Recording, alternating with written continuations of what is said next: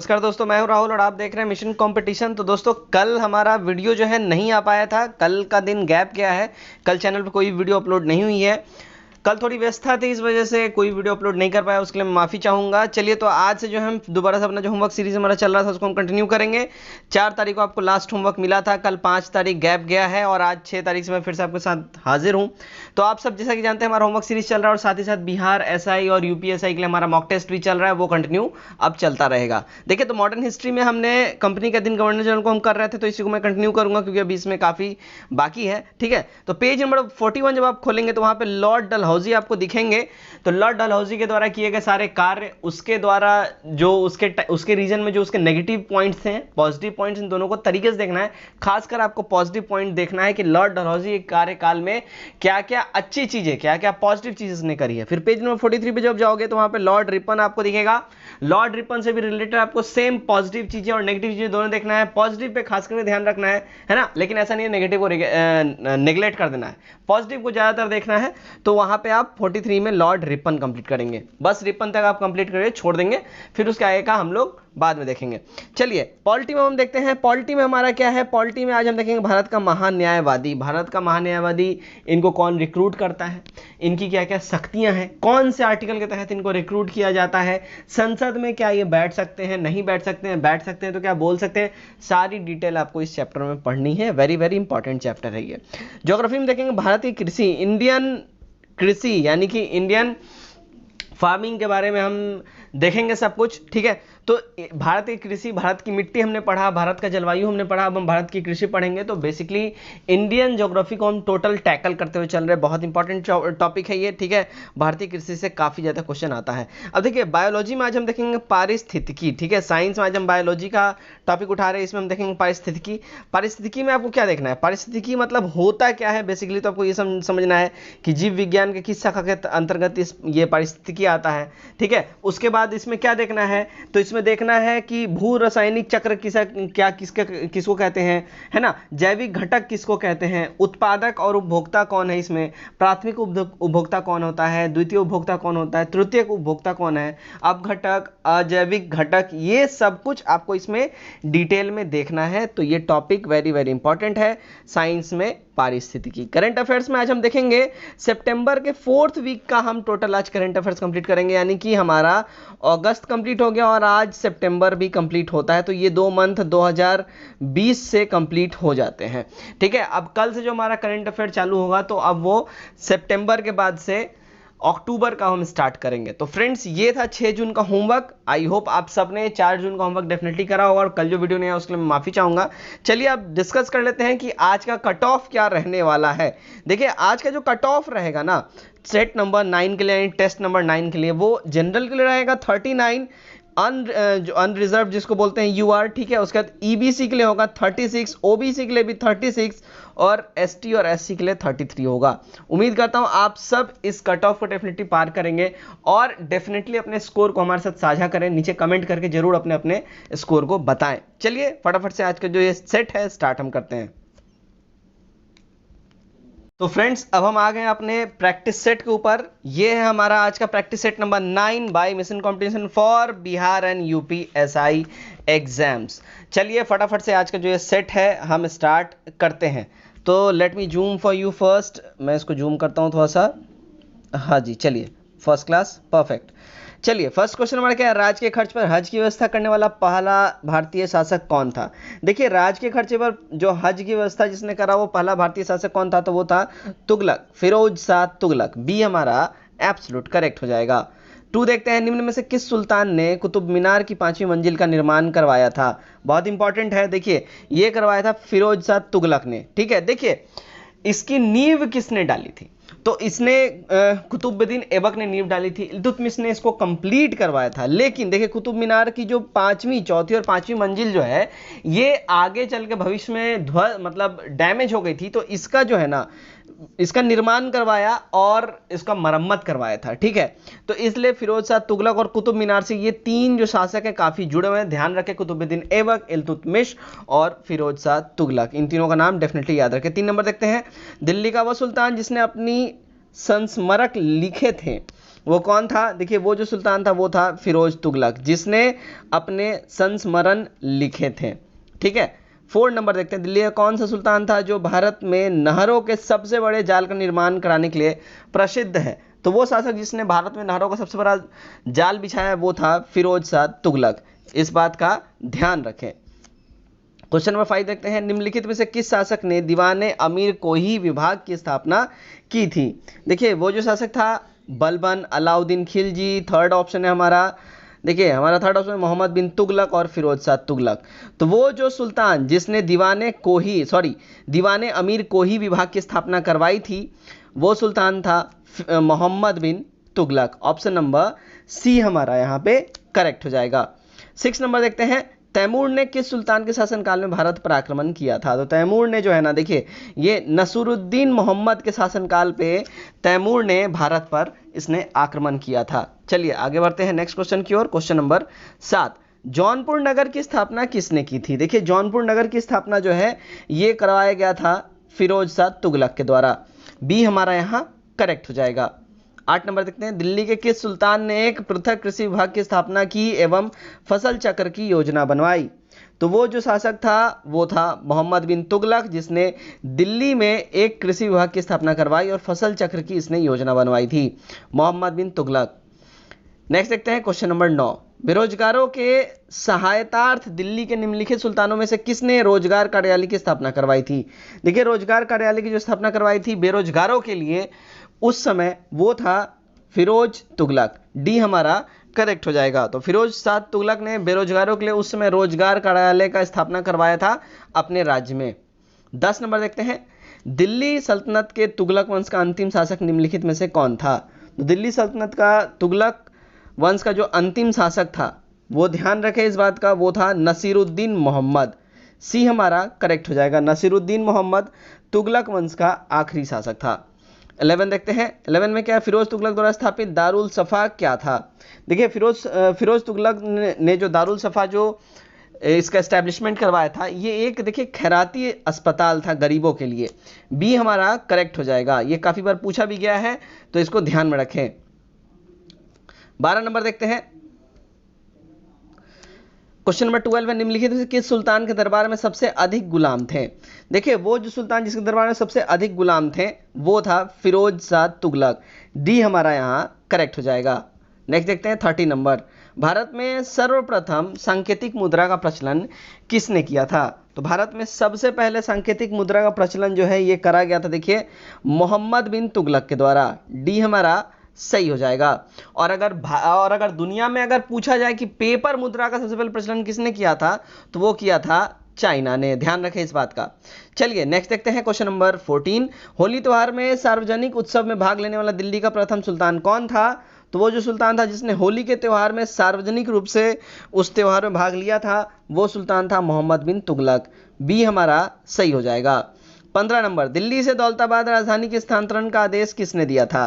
तो दिल्ली से दौलताबाद अपनी राजधानी का स्थानांतरण का जो आदेश दिया था ये दिया था देखिए ऑप्शंस में है सुल्तान फिरोज तुगलक, सुल्तान गियासुद्दीन तुगलक, सुल्तान मुबारक और नेक्स्ट देखते हैं ऑप्शन नंबर डी है सुल्तान मोहम्मद बिन तुगलक। करेक्ट हो जाएगा हमारा देखिए ऑप्शन नंबर डी हो जाएगा मोहम्मद बिन तुगलक। इसने ही जो है राजधानी दौलताबाद से स्थानांतरित कर दिल्ली से दौलताबाद स्थानांतरित कर ले जाने के आदेश इसने दिए थे। चलिए आगे बढ़ते हैं क्वेश्चन नंबर 16 की ओर। वह कौन सा कारण था जिससे मोहम्मद तुगलक द्वारा शुरू की गई सांकेतिक मुद्रा प्रचलन में असफल रही? सांकेतिक मुद्रा जो सबसे पहले मोहम्मद बिन तुगलक ने स्टार्ट किया था देखिए वो फेल हो गया था। तो यहाँ पे पूछा जा रहा है वो रीजन क्या था जिसकी वजह से वो फेल हुआ। देखिए जो मेन रीजन था ना वो था राजकीय टकसाल द्वारा बनाए गए सिक्कों पर किसी विशेष पहचान चिन्ह का ना होना। देखिए इसके वजह से हुआ क्या था, क्योंकि उस समय जो टकसाल था उसमें जैसे कि ये कॉइन ढाला गया तो इस पर कोई भी निशान वगैरह नहीं था, कोई भी सिंबल नहीं था, कितने ग्रेन का है कितने कैरेट का है कोई भी इसमें बताया नहीं गया था। ठीक है, तो इस वजह से हुआ क्या कि उस समय में घर घर टकसाल खुल गया। ठीक है, सब अपने ही घर में खुद टकसाल बना बना के छापने लगे। इससे हुआ क्या कि हर घर में जो है मतलब खुद टकसाल जब बन गया तो यहाँ मुद्रा का जो विनिमय है ये बहुत ही ज्यादा होने लगा, जिस वजह से काफ़ी ज़्यादा अर्थव्यवस्था उसमें चरमरा गई थी, तो ये एक तरीके से फेलियर साबित हुआ था। 70 नंबर देखते हैं, मोहम्मद बिन तुगलक के समय किस चीन का राजदूत नियुक्त किया गया था? किसे चीन का राजदूत नियुक्त किया गया था? करेक्ट हो जाएगा, देखिए बी हो जाएगा, बर्नी को। ठीक है, मोहम्मद बिन तुगलक ने अपने टाइम में बर्नी को चीन का राजदूत नियुक्त किया था।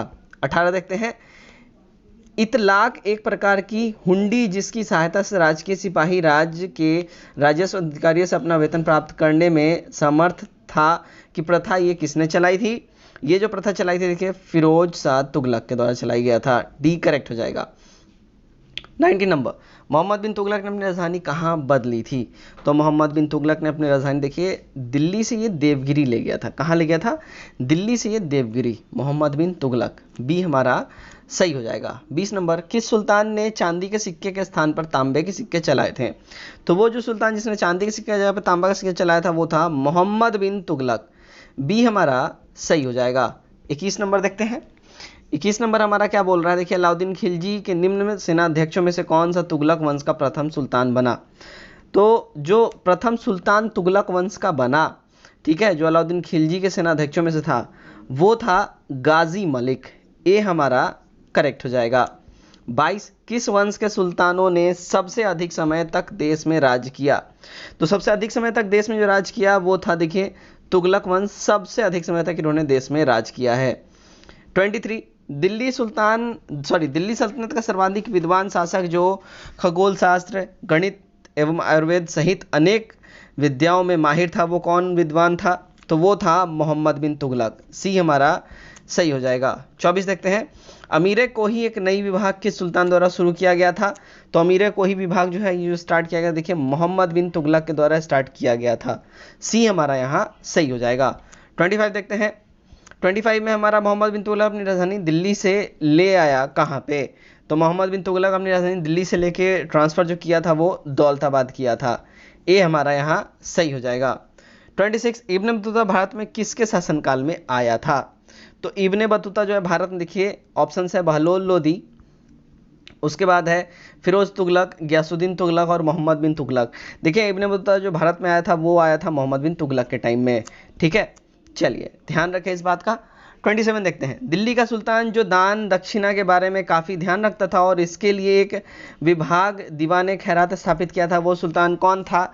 देखिए वो जो सुल्तान था वो था फिरोज शाह तुगलक। बी यहाँ हमारा सही हो जाएगा। 28 नंबर देखते हैं, हक्के सर्ब अथवा सिंचाई कर लगाने वाला दिल्ली का प्रथम सुल्तान कौन था? तो वो सुल्तान जिसने सिंचाई के ऊपर टैक्सेस लगाए वो सुल्तान था देखिए फिरोज शाह तुगलक। डी हमारा करेक्ट हो जाएगा। 29 देखते हैं, दिल्ली के किस सुल्तान ने ब्राह्मणों पर भी जजिया कर लगाया था? तो दिल्ली का वो सुल्तान जिसने ब्राह्मणों पर जजिया कर लगाया था वो था फिरोज शाह तुगलक। बी करेक्ट हो जाएगा हमारा। 30 देखते हैं, निम्नलिखित से कुछ सुल्तान ने फलों की गुणवत्ता सुधारने के लिए उपाय किए? तो वो जो सुल्तान जिसने फलों की गुणवत्ता सुधारने के लिए उपाय किए थे अगर हम उसकी बात करें तो वो है फिरोज शाह तुगलक। बी हमारा यहाँ सही हो जाएगा। नेक्स्ट क्वेश्चन देखते हैं 31, टोपरा तथा मेरठ से 2 अशोक स्तंभ लेख दिल्ली कौन लाया था? तो इससे जो दिल्ली लाया टोपरा से 2 अशोक स्तंभ वो था फिरोज शाह तुगलक। करेक्ट आंसर हमारा बी हो जाएगा। नेक्स्ट देखते हैं 32, किसके सिक्के पर बगदाद के अंतिम खलीफा का नाम सर्वप्रथम अंकित हुआ? तो वो जो था शासक जिसके सिक्के पर बगदाद के अंतिम खलीफा का नाम अंकित हुआ सबसे पहले वो था, ध्यान रखें, अलाउद्दीन मसूद शाह। डी हमारा यहाँ करेक्ट हो जाएगा। ठीक है, अलाउद्दीन मसूद शाह यही वो शासक है जिसके सिक्के पर बगदाद के अंतिम खलीफा का नाम अंकित हुआ था सबसे पहले। नेक्स्ट क्वेश्चन हम देखते हैं, क्वेश्चन नंबर 33, जौनपुर नगर किसकी स्मृति में स्थापित किया गया था? देखिए जौनपुर नगर की जो स्थापना है वो जिसकी याद में किया गया था वो था मोहम्मद बिन तुगलक। बी हमारा यहाँ सही हो जाएगा। 34 देखते हैं, FAO की रिपोर्ट के अनुसार वैश्विक वन संसाधन मूल्यांकन में शीर्ष पर कौन सा देश रहा? देखिए तो टॉप पे जो देश रहा वो रहा है, ध्यान रखें इस बात का, चाइना। ए हमारा करेक्ट हो जाएगा। आगे बढ़ते हैं 35, किस देश को अयोग्य घोषित किए जाने के बाद भारतीय टीम का 2018 के एशियाई खेलों का रजत पदक गोल्ड में तब्दील हो गया? तो वो जो देश था जिसको अयोग्य घोषित किया गया वो देश था बहरीन। बी हमारा सही हो जाएगा। 36, उन्नत भारत अभियान के क्रियान्वयन हेतु ट्रिफिड ने किस आईआईटी के साथ समझौता किया है? तो ट्रिफिड ने जिस आईआईटी के साथ समझौता किया है वो है आईआईटी दिल्ली। ए हमारा सही हो जाएगा। 37 नंबर देखते हैं।